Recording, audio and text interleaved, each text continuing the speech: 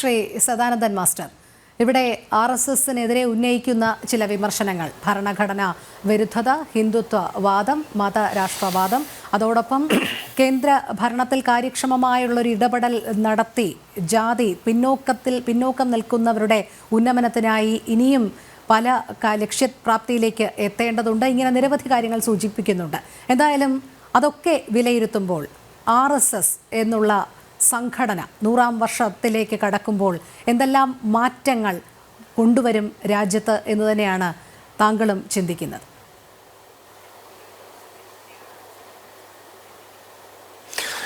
രോഹിണി, ഇവിടെ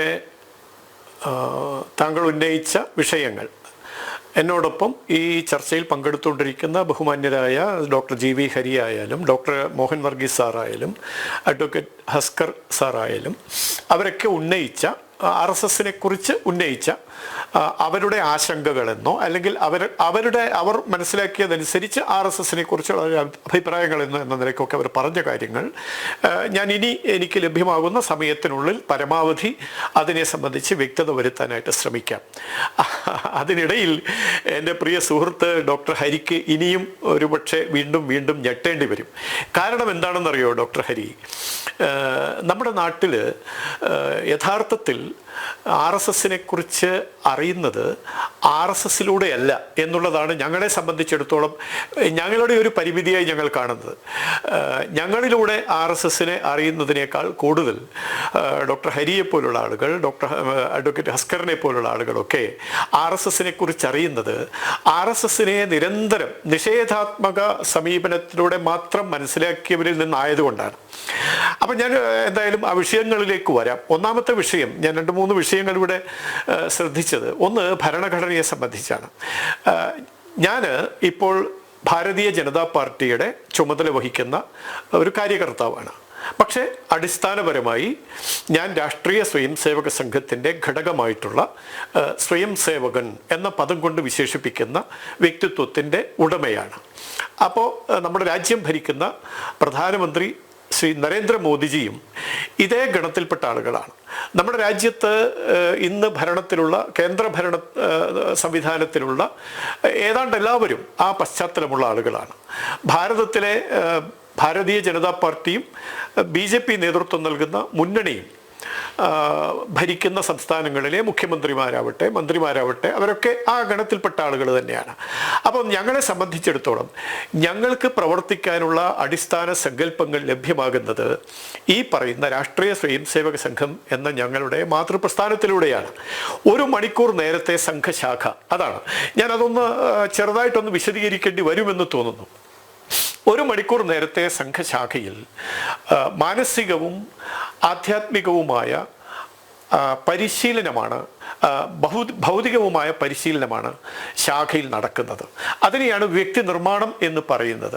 സംഘത്തിൻ്റെ ശാഖയിലേക്ക് വന്നെത്തുന്ന ഒരാൾ ഒരുപക്ഷെ ഏത് തലത്തിലുള്ള ആവട്ടെ, മത, ജാതി, വർഗ, വർണ്ണ, രാഷ്ട്രീയ, പ്രായ ഭേദമില്ലാതെ ആർക്കും സംഘത്തിൻ്റെ ശാഖയിലേക്ക് വരാം. അതൊരു പൊതു ഇടമാണ്. അവിടെ ആരെയും മതിൽ കെട്ടിത്തിരിക്കുന്നില്ല. ആർക്കും വരാം, കാഴ്ചക്കാരായിട്ടിരിക്കാം, അതല്ലെങ്കിൽ പരിപാടികളിൽ പങ്കാളികളാവാം. അങ്ങനെയുള്ളൊരു പ്രവർത്തനമാണ് സംഘം നടത്തിക്കൊണ്ടിരിക്കുന്നത്. ആ പ്രവർത്തനത്തിലൂടെ ലഭിക്കുന്ന വിദ്യാഭ്യാസമാണ് ഞങ്ങളെ ഈ പറയുന്ന സ്വയം സേവകൻ എന്ന വ്യക്തിത്വത്തിന് ഉടമകളാക്കുന്നത്. ആ വ്യക്തിത്വം ആർജിച്ചു കഴിഞ്ഞാൽ ഞങ്ങൾക്ക് ലഭിക്കുന്ന സംഘത്തിൻ്റെ ശാഖയിലൂടെ ലഭിക്കുന്ന രാഷ്ട്രസങ്കല്പമുണ്ട്. ആ സങ്കല്പം അനുസരിച്ച് രാഷ്ട്രമെന്ത്, രാഷ്ട്ര സമൂഹമെന്ത്, രാഷ്ട്ര സുരക്ഷ എന്താണ്, രാഷ്ട്രത്തിൻ്റെ ഭാവി എങ്ങനെയാകണം, കഴിഞ്ഞ കാല രാഷ്ട്ര സംവിധാനങ്ങൾ എന്തൊക്കെയായിരുന്നു, രാഷ്ട്ര ചരിത്രം എന്തൊക്കെയാണ്, ഇതൊക്കെ ഞങ്ങൾ പഠിക്കുന്നുണ്ട്. ആ പഠനത്തിൻ്റെ അടിസ്ഥാനത്തിൽ സംഘം മുന്നോട്ട് വയ്ക്കുന്ന ഹിന്ദുത്വ ആശയങ്ങളാണ് നമുക്ക് മുന്നോട്ട് പോകാനുള്ള വഴി എന്ന പൂർണ്ണ ബോധ്യത്തിൻ്റെ അടിസ്ഥാനത്തിലാണ് സംഘം പ്രവർത്തിക്കുന്നത്. നിങ്ങൾ നോക്കൂ, ഈ ബോധ്യം നമ്മുടെ രാജ്യത്തിലെ ജനങ്ങൾക്ക് വേണ്ടതിലേറെ ഉണ്ടാകുന്നു എന്നതിൻ്റെ തെളിവാണല്ലോ ഇപ്പോൾ ഇന്ന് അവസാനിച്ച അഖില ഭാരതീയ പ്രതിനിധി സഭയിൽ അവതരിപ്പിക്കപ്പെട്ട പ്രവർത്തന റിപ്പോർട്ട്. ഈ എൻ്റെ കൂടെയുള്ള ബഹുമാന്യ സഹോദരങ്ങൾ ശ്രദ്ധിച്ചിട്ടുണ്ടാകുമെന്ന് ഞാൻ വിചാരിക്കുകയാണ്. കഴിഞ്ഞ 1 വർഷത്തിൽ നിന്ന് 10,000-ഓളം വർധനവാണ് ദൈനംദിന ശാഖാ പ്രവർത്തനത്തിൽ ഉണ്ടായിരിക്കുന്നത്. എങ്ങനെയാണ് ഈ വർധന ഉണ്ടാകുന്നത്? നിങ്ങളൊക്കെ വിമർശിക്കുന്ന തരത്തിൽ അല്ലെങ്കിൽ ചിത്രീകരിക്കുന്ന തരത്തിൽ ഒരു ഭീകര വിധ്വംസക വർഗീയ പ്രസ്ഥാനമാണ് സംഘമെങ്കിൽ ഈ ആധുനിക കാലത്ത് ഒരു വിരൽ തുമ്പിൽ സകല വിവരങ്ങളും അറിയാൻ കഴിയുന്ന ഇന്നത്തെ സാഹചര്യത്തിൽ എങ്ങനെയാണ് 10,000-ഓളം ദൈനംദിന ശാഖകൾ ഭാരതത്തിൽ വർദ്ധിക്കുന്നത്? എങ്ങനെയാണ് 1,23,000-ഓളം സ്ഥലങ്ങളിൽ ഭാരതത്തിൽ സംഘത്തിന്റെ പ്രവർത്തനം വ്യാപിച്ചത്? അത് കഴിഞ്ഞ വർഷങ്ങളെ അപേക്ഷിച്ച് വലിയ വർധനമാണ്. എങ്ങനെയാണ് ഉണ്ടാകുന്നത്?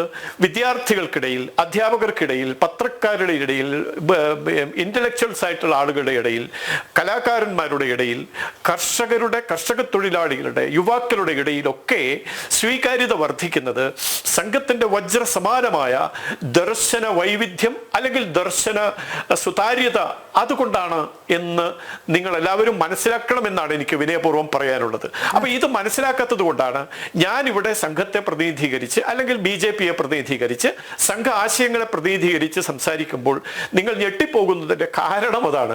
ഇതാണ് RSSന്റെ തുടക്കം മുതൽ തന്നെ ഉള്ളത്. ഇപ്പൊ ഗാന്ധിജിയെ കുറിച്ച് പറഞ്ഞു. അദ്ദേഹം സംഘത്തിന്റെ ശിബിരം സന്ദർശിച്ച സമയത്ത് ഡോക്ടർ ജി ശിബിരത്തിൽ ഉണ്ടായിരുന്നില്ല. അദ്ദേഹം ഡോക്ടർ ജി ശിബിരത്തിൽ ഉണ്ടായിരുന്നില്ലാത്ത സാഹചര്യത്തിൽ ശിബിരത്തിൽ സന്ദർശനം നടത്തിയപ്പോൾ സംഘ ശിബിരത്തിൽ പങ്കെടുക്കുന്ന ഓരോ സ്വയം സേവകനോടും നിങ്ങളുടെ ജാതി എന്താണ് എന്ന് ചോദിച്ചു. പക്ഷെ അവരാരും ജാതി പറയാൻ തയ്യാറായില്ല.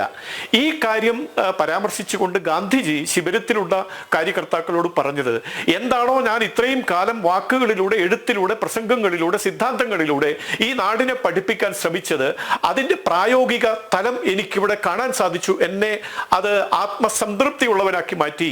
ഈ പരിവർത്തനം സാധ്യമായ ഡോക്ടർ ഹെഡ്ഗേവാറിനോട് എൻ്റെ പ്രത്യേകമായ നമസ്കാരം അറിയിക്കണം എന്ന് പറയുകയുണ്ടായി ഗാന്ധിജി. രോഹിണി ഒരു 2 മിനിറ്റ് കൂടെ മറ്റു കാര്യങ്ങൾ കൂടി അവസാനിപ്പിക്കാം. ഡോക്ടർ ഹരി അദ്ദേഹം സാമൂഹ്യശാസ്ത്ര അധ്യാപകനാണെന്ന് എനിക്കറിയാം, ഞാനും അതാണെന്ന് അദ്ദേഹത്തിനും അറിയാം. ഞങ്ങൾ നേരത്തെ സുഹൃത്തുക്കളാണ്. ഡോക്ടർ ഹരിക്ക് അറിയാമല്ലോ എപ്പോൾ മുതലാണ് നവംബർ മാസം 29 ഭരണഘടനാ ദിനം എന്ന നിലയ്ക്ക് വിദ്യാലയങ്ങളിൽ ആചരിച്ചു തുടങ്ങിയത്. അങ്ങനെ ഒരു ദിനം ഭരണഘടന കോൺസ്റ്റിറ്റ്യൂന്റ് അസംബ്ലിയിൽ ഭരണഘടന പാസാക്കിയത് നവംബർ മാസം 29 എന്ന ഒരു തീയതിയെക്കുറിച്ച് എപ്പോഴാണ് നമ്മുടെ കുട്ടികൾ മനസ്സിലാക്കി തുടങ്ങിയത്?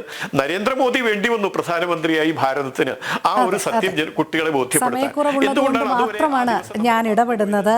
എന്തായാലും ആത്മവിശ്വാസമുള്ള ഒരു സമൂഹത്തെ കെട്ടിപ്പടുക്കുക എന്ന ലക്ഷ്യവുമായാണ് RSS മുന്നോട്ട് പോകുന്നത്. അതനുസരിച്ചുള്ള നയവും നിലപാടുകളുമായി മുന്നോട്ട് പോകട്ടെ.